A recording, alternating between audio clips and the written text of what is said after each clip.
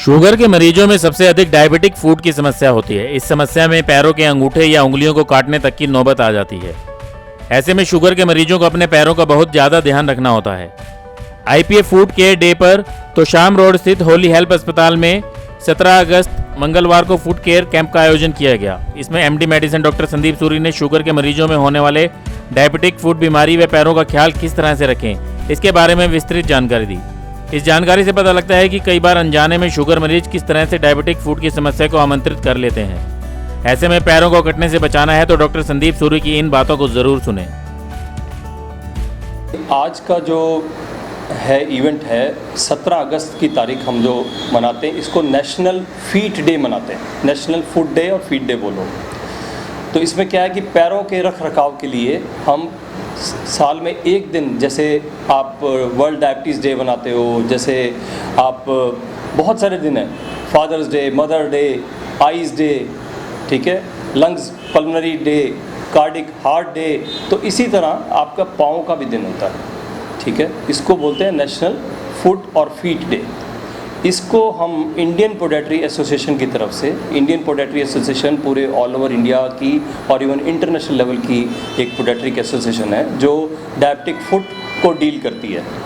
Sugar के मरीजों में जो पाँव के प्रॉब्लम्स हो जाती हैं उसको निदान के लिए उसको डील करती है। तो हमारा ये इंडियन पोडियाट्री एसोसिएशन, ये हमारी 17 चैप्टर्स हैं, 17 चैप्टर, मतलब 17 स्टेट्स में इंडिपेंडेंट एक चैप्टर्स बने हुए हैं और एक हमारी कोर कमेटी है जिसको इंडियन पोडियाट्री एसोसिएशन की नेशनल बॉडी बोलते हैं। तो उसके अंतर्गत ये सारे सेंटर्स पे हम लगभग कोई 500 डॉक्टर्स हैं जो आज का दिन सेलिब्रेट कर रहे हैं। आज का दिन हम पब्लिक एजुकेशन में लगा रहे हैं। आज का दिन हम फ्री टेस्टिंग कर रहे हैं डायबिटिक फुट के पेशेंट्स की, जिसमें एंकल ब्रेकल इंडेक्स, जिसमें वाइब्रेशन परसेप्शन थ्रेशोल्ड, जिसमें न्यूरोपैथिक एग्जामिनेशन, जिसमें इवन फुट प्रेशर एग्जामिनेशन, उनको पाँव की रख रखाव कैसे करनी है, इसके विषय में हम आम जनता को जागरूक करना चाहते हैं ताकि एम्पुटेशंस, जिसको बोलते हैं अंगूठा काटना, उंगली काटना, पाँव काटना, वो कम से कम हो सके, उसको हम रोक सकें।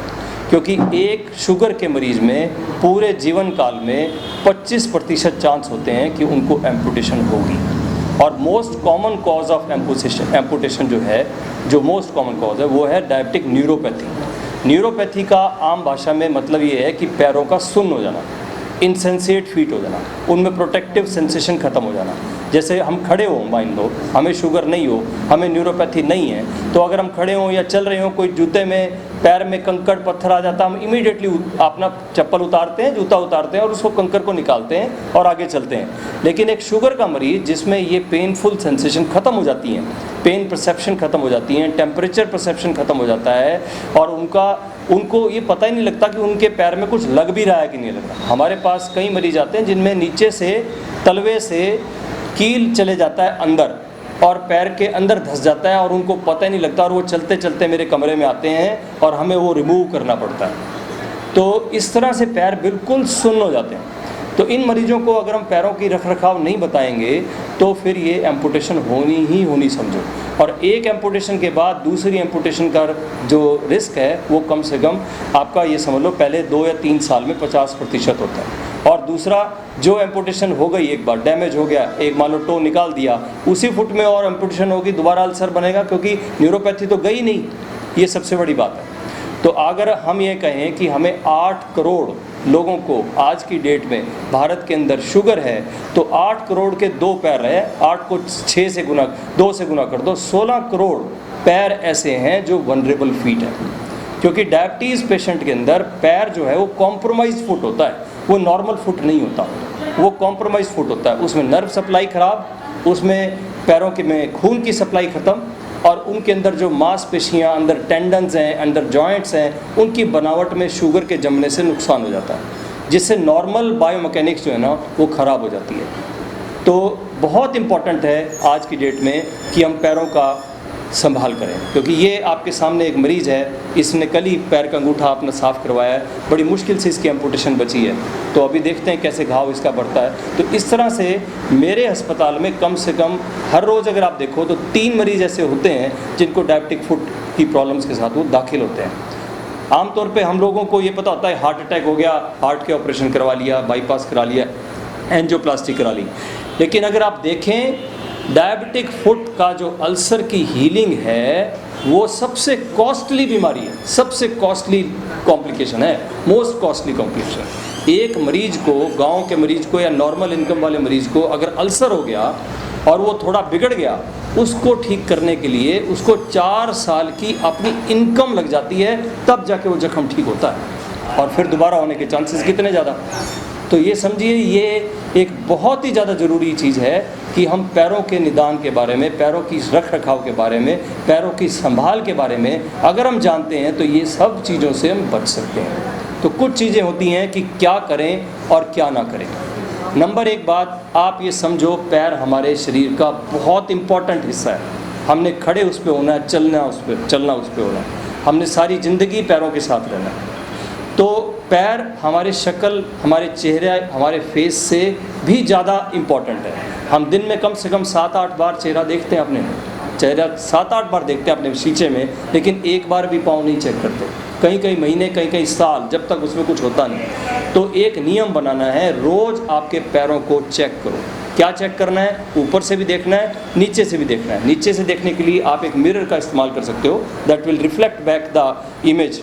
तो आप उसमें देख सकते हो पैरों को, क्योंकि नीचे से दिखेगा नहीं। या आप किसी की ड्यूटी लगा लो, घर में एक बच्चा हो, बहू हो, कोई, वो आपके पाँव को देख देती है तो बता दे कि कहीं कोई लाली तो नहीं, कहीं कोई क्रैक तो नहीं है, उंगलियों के बीच में जगह में कोई लाली तो नहीं आ गई, कोई खारिश तो नहीं हो रही, कोई सूजन तो नहीं आ रही, कोई सख्ती तो नहीं आ रही है, कोई नाखून के आसपास कोई सूजन तो नहीं आ रही, कोई पस तो नहीं आ रही कहीं से, कहीं कोई अननेसेसरी गर्माइश तो नहीं पैदा होगी।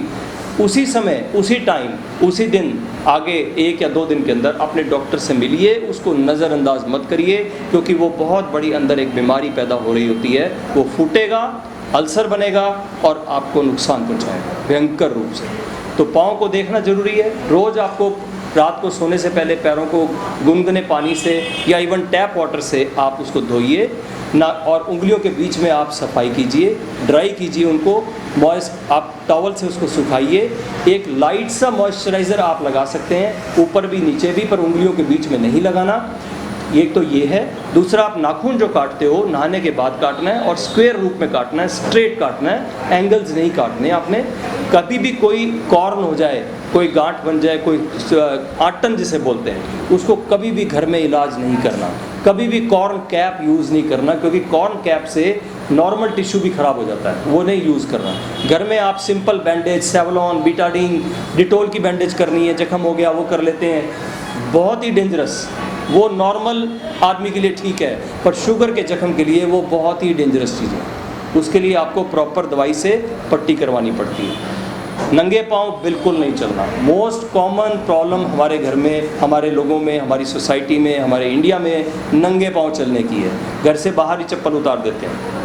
मंदिर जाएंगे तो चप्पल अपनी, आप ये समझ लो, फूल वाले की दुकान पे या प्रसाद वाली दुकान पे उतार देंगे, जो आधा किलोमीटर दूर होती है मंदिर से, और जब तक वो मंदिर तक पहुंचते हैं तब तक पैर का काम हो जाता है। गुरुद्वारे के अंदर जाते हैं, दोपहर के टाइम जाते हैं, नंगे पाँव घूमते, इतनी गर्म सीढ़ियाँ होती हैं।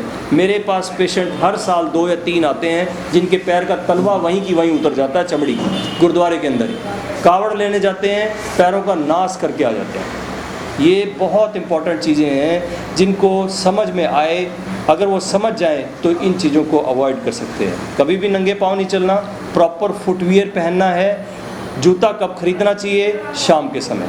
दिन के समय जूता नहीं खरीदना शुगर वाले को, क्योंकि शाम के समय पैरों की सूजन होती है, प्रॉपर साइज़ का जूता मिलता है। और जूता जो है वो स्पोर्ट शूज़ नाम याद रख लो, एक्शन के, लिबर्टी के, किसी भी का क्वालिटी के, किसी भी के स्पोर्ट शूज़ आपके लिए रखो। तस्मे बांध सकते हो, ठीक है, नहीं तो वेलक्रो वाले होने चाहिए, क्योंकि स्पोर्ट शूज़ का क्या होता है, नीचे से एक सोल होता है जिसको हम रॉकर सोल बोलते हैं, उससे आगे के फुट के ऊपर प्रेशर कम पड़ता है। आगे से टो बॉक्स जो है वो वाइड होता है और वो डीप होते हैं, और उनका इंसोल बहुत सॉफ्ट होता है, और उसको 6 महीने में, साल के अंदर अंदर उनको बदल देना, ये बहुत ज़रूरी है। जो आम धारणा है, चप्पल पहननी है, वी शेप की चप्पल पहननी है, कैंची वाली चप्पल पहननी है, हरियाणवी जूती, पंजाबी जूती, राजस्थानी जूती पहननी है, ये सबसे डेंजरस है, सबसे डेंजरस है। ये नहीं पहनना, इससे जख्म होते हैं, इससे पैर की उंगलियों के बीच में जख्म होते हैं, पैरों की डिफॉर्मिटी बढ़ती है, हेलक्स वल्गस हो जाता है, जिसकी वजह से आपको जो फर्स्ट मेटाटार्सल के जॉइंट है उसके ऊपर अल्सर पैदा हो जाता है। तो ये छोटी छोटी चीज़ें होती हैं। सॉक्स कैसी पहननी है? बिना सीम वाली कॉटन सॉक्स जिसका लास्टिक टाइट ना हो, क्योंकि नहीं तो वो खून की सप्लाई रुकेगा। बिना सॉक्स के जूते नहीं पहनने, ये भी बहुत गड़बड़ है। कईयों को मैं बोल देता हूँ जूते लेने हैं, वो जूते तो ले लेते हैं लेकिन बिना सॉक्स के चलते हैं। तो सॉक्स पहननी बहुत ज़रूरी है, कॉटन वाली सॉक्स हो। और शूज़ जो है वो ब्रीदेबल शूज़ बोलते हैं, हवा एंटर भी कर सके और निकल भी सके। सैंडल्स भी बहुत अच्छी चीज़ है, सैंडल्स पहन सकते हैं आप लोग। तो ये सब चीज़ों का अगर आप ध्यान करोगे तो ये प्रॉब्लम्स अवॉइडेबल हैं। 85% एम्पुटेशन एंड अल्सरेशंस आर प्रिवेंटेबल। सो इसीलिए हमने ये एक नियम बनाया, एक थीम बनाया है इंडियन पोटैटरी एसोसिएशन का, I prevent amputation. We are going for no और zero amputation for India. Bureau report, नई ताजा न्यूज, हिसार। लेटेस्ट वीडियोस के लिए सब्सक्राइब करें हमारा चैनल नई ताजा न्यूज और दबाएं बेल आइकॉन ताकि आप मिस ना करें कोई भी अपडेट।